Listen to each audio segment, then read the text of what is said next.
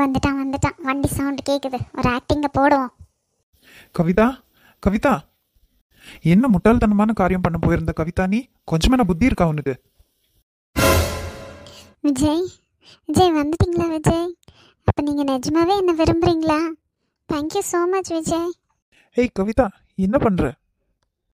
எங்கே நீங்கள் வராமல் போயிடுவீங்களோன்னு நினச்சேன் விஜய்.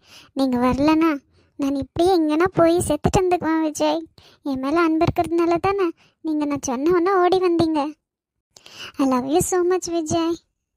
கவிதா, அது வந்து இல்லை விஜய், இனி நீங்கள் எதுவும் சொல்லாதீங்க. நீங்கள் என் மேலே எவ்வளோ அன்பு வச்சுருக்கீங்கன்னு இந்த ஒரு விஷயத்துலேயே எனக்கு புரிஞ்சிருச்சு. கவிதா, நான் சொல்ல வர்றத கேளு. என்ன விஜய், என்ன சொல்ல வரீங்க? என்ன சொல்லணும்? அதான் என்னை தேடி வந்தீங்கல்ல, இதுலேயே தெரியுது நீங்கள் என் மேலே எவ்வளோ அன்பு வச்சுருக்கீங்கன்னு. அது இல்லை கவிதா. என்ன, ஐஸ்வர்யா கூட நடக்க போகிற இந்த என்கேஜ்மெண்ட் கல்யாணம் இதை பற்றி தானே நீங்கள் கவலைப்படுறீங்க? அந்த கவலையை நீங்கள் விடுங்க. நான் எங்கள் அப்பா அம்மா கிட்ட போய் சொல்கிறேன். இல்லைன்னா உங்கள் அப்பா அம்மா கிட்டே நானே பேசிட்டா? வேண்டாம் வேண்டாம், அது சரிப்பட்டு வராது. நான் போய் எங்கள் அம்மா கிட்டே சொல்கிறேன். எங்கள் அம்மா கண்டிப்பாக உங்கள் அப்பா அம்மா மனசை மாற்றிடுவாங்க. நீங்கள் இந்த கல்யாணத்துலேயும் சரி, இந்த என்கேஜ்மெண்ட்லேயும் சரி, உங்களுக்கு விருப்பம் இல்லைன்னு ஒன்று மட்டும் சொல்லுங்கள் போதும். மற்றதெல்லாம் நான் பார்த்துக்கிறேன். சொல்லுங்கள் விஜய், உங்களுக்கு விருப்பம் இல்லைன்னு எனக்கு தெரியும். அது உங்கள் வாயாலே கேட்டால் தானே எனக்கு சமாதானமாக இருக்கும். சொல்லுங்கள் விஜய். ஏன் கவிதா இப்படியெல்லாம் பேசுற? ப்ளீஸ் விஜய், இந்த கல்யாணத்தில் உங்களுக்கு விருப்பம் இல்லைன்னு எனக்கு தெரியும். அது நீங்களே சொல்லுங்களேன். இப்போ எனக்கு எதனா ஆச்சுன்னா பரவாயில்லையா விஜய்? நீங்கள் என் மேலே வச்சிருக்கிற அன்பு இவ்வளவு தானா? கவிதா, என்ன காரியம் பண்ணின்னு இருக்க முட்டாள்? ஐயோ, ஐஸ்வர்யாவும் வந்திருக்காளா? இவங்க 2 பேர் எதுக்கு இப்போ இங்கே வந்தாங்க? ச்சே, என்னை இப்படியா பார்க்கணாவோ? எனக்கு என்னவோ ஒரு மாதிரி இருக்கு. தப்பு பண்ணிட்டேனா? எனக்கு ஒரு மாதிரி கில்ட்டி ஃபீலிங்காகவே இருக்கு. என்ன இந்த மாதிரி கண்டிஷன்லையே பார்க்கணாவோ? ச்சே.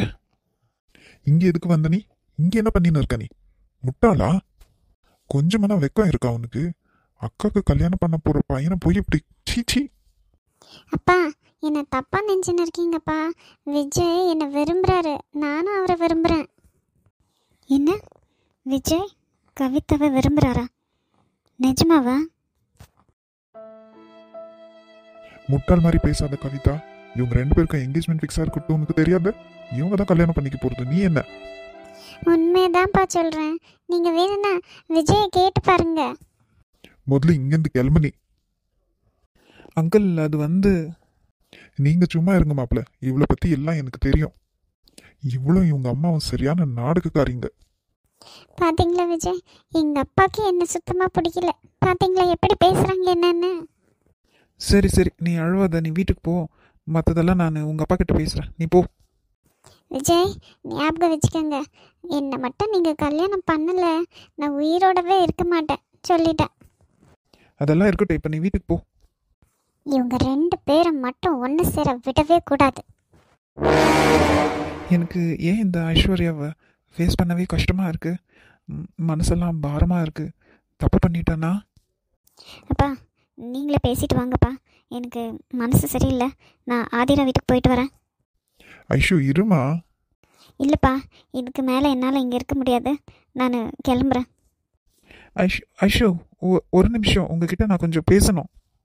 இல்லை, எதுவாக இருந்தாலும் நீங்கள் எங்கள் அப்பா கிட்டே பேசிக்கோங்க. என்ன மாப்பிள்ள இது? ஐயோ அங்கிள், என்ன தப்பாக நினைக்காதீங்க. கவிதா என்னை விரும்புகிறான்னு நினைக்கிறேன். நான் இல்லைன்னா செத்துருவேன்னு சொல்கிறா. ஐயோ, அவளை பத்தி உங்களுக்கு இன்னும் தெரியல மாப்பிள்ள. அது எப்படி அங்கிள்? ஒருத்தர் செத்துருவாங்கன்னு சொல்கிற அளவுக்கு விரும்புகிறாங்க. பொய்யாவா இருக்கும்? அப்போ என்ன சொல்ல வரீங்க?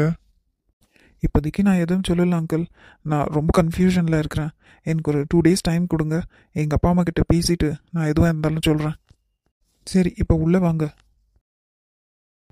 இவ்வாளு என்ன எப்போ பாரு இந்த பொம்மையை வச்சுனே சுற்றின்னு இருக்க? படிக்கலான்னெல்லாம் எதுவும் இல்லையா? நீ மட்டும் என்ன, நீ கூட எப்ப பாரு இந்த மொபைல் வச்சுனே சுத்தின்னு இருக்க. ஏய், இது நான் கட்டிக்க பொருள் வாங்கி கொடுத்துருக்குறதுடி. இது என் மாமா வாங்கி கொடுத்துக்கிறது. வாய் வாய் வாய் ரொம்ப ஆயிடுச்சு உனக்கு. நெக்ஸ்ட் டைம் மாமா வரட்டாரு சொல்றேன். எப்ப பாரு நீ என்ன திட்டினே இருக்க. தர்ஷினி, தர்ஷினி, வா வா நிம்மி. எங்க இந்த பக்கம் வரதே இல்லை இப்பெல்லாம். நீ எதுக்கு வந்த இப்ப எங்க வீட்டுக்கு? ஏய் தர்ஷினி சும்மா இரு, ஏன் இப்படியெல்லாம் சொல்கிற? வா தர்ஷினி, எங்கள் வீட்டுக்கு போய் விளையாடலாம். நான் வரமாட்டேன். ஏன் தர்ஷினி, எங்கள் வீட்டில் நிறைய டாய்ஸ் இருக்குல்ல, வா விளையாடலாம். நான் வந்தாதான் நீ எந்த டைமே எனக்கு கொடுக்க மாட்டேன்றே. அந்த பிங்க் கலர் பார்பி கொடுக்குறேன்னு சொன்னதானே, ஆனால் நீ கொடுக்கவே இல்லை. ஐ, இது என்னப்பா உன் கையில் சூப்பராக இருக்கு, இதான் காமியே. நான் காமிக்க மாட்டேன். இது எங்க மாமா வாங்கி கொடுத்தது தெரியுமா? இது மட்டும் இல்லை, இதே மாதிரி இன்னும் நிறைய டாய்ஸ் இருக்கு. ஏன்னா உன்கிட்ட தான் ரொம்ப டாய்ஸ் இருக்கிற மாதிரி ஓவர் ஆக்டிங் ஆடுற. இப்போ என்கிட்டயும் நிறைய டாய்ஸ் இருக்கு. தர்ஷினி உள்ள கூப்பிட்டுன்னு போகல, 2 பேரும் சேர்ந்து விளையாடுங்க, இப்படியெல்லாம் பேசக்கூடாது. நீ சும்மா இராக்கா, உனக்கு ஒண்ணுமே தெரியறதில்ல.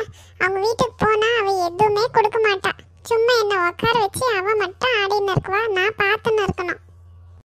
நீ ஷேர் பண்ணு, இனிமேல் அவளும் ஷேர் பண்ணுவா. நிம்மி, அவள் உங்கள் வீட்டுக்கு வந்தாள்னா நீயும் அவளுக்கு எல்லாம் கொடுத்து ஷேர் பண்ணணும், சரியா? சரி அக்கா. சரி, அப்போ உள்ளே போய் 2 பேரும் விளையாடுங்க, சண்டை போடக்கூடாது. Okay okay. ஏய் வாப்பா, எங்க மாமா எனக்கு எவ்வளவு டாய்ஸ் வாங்கி கொடுத்துருக்காரு தெரியுமா? அதெல்லாம் காமிக்கிறேன். ஏதா இது காமி, பர்பிள் கலர் பார்பி சூப்பராக இருக்குது தர்ஷினி.